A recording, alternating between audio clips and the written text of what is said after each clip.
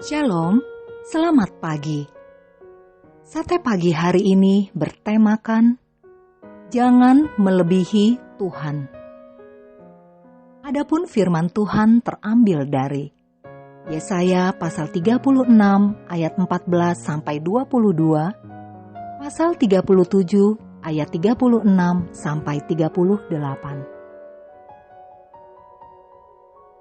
Setiap orang akan selalu mengagungkan Tuhannya dan menghina Tuhan-Tuhan yang lain.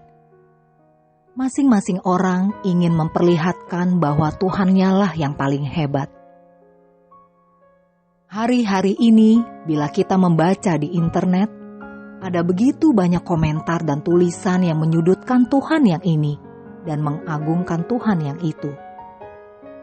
Tak pelak lagi, yang paling banyak mendapatkan penghinaan adalah Tuhan kita.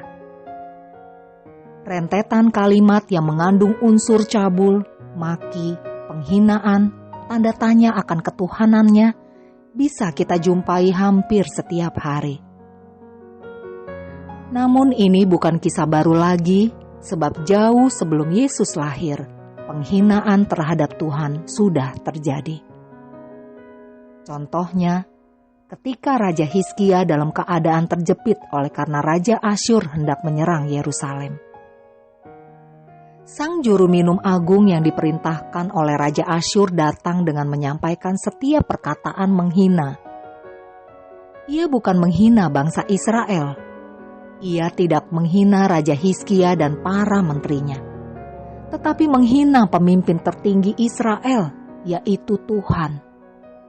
Dengan semangat yang berkobar, juru minum agung berusaha meyakinkan bangsa Israel agar tidak mempercayai Raja Hizkia bila ia meminta pertolongan kepada Tuhan. Ia dengan yakin menubuatkan kehancuran bangsa Israel. Kemahakuasaan Tuhan disetarakan dengan para tuhan dari bangsa lain yang telah takluk kepada Asyur.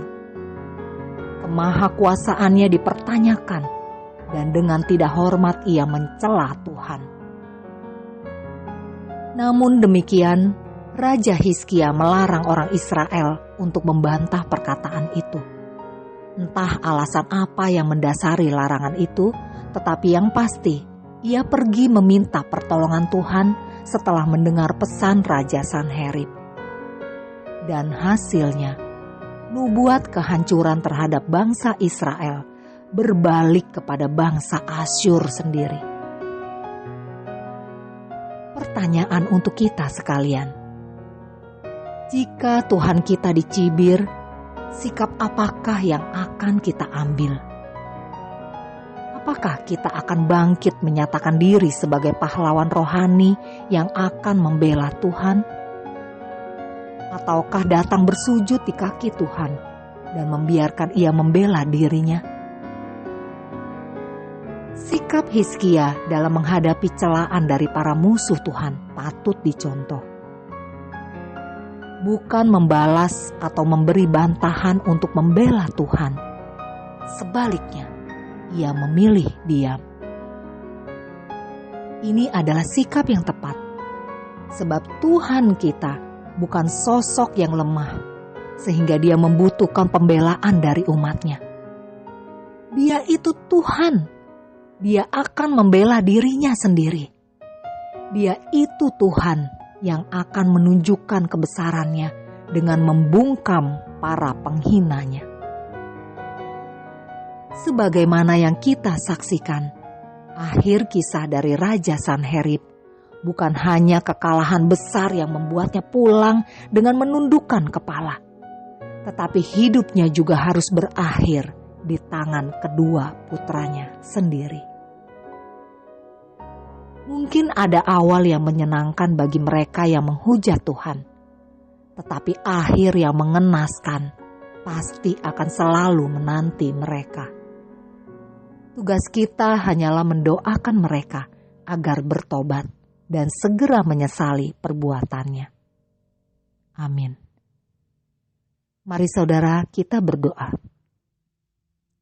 Bapa Sorgawi, Engkau adalah pembelaku dan pembela dirimu sendiri. Ajarku untuk selalu tenang dan tidak membalas celaan dari mereka yang membencimu. Di dalam nama Tuhan Yesus, aku berdoa. Amin.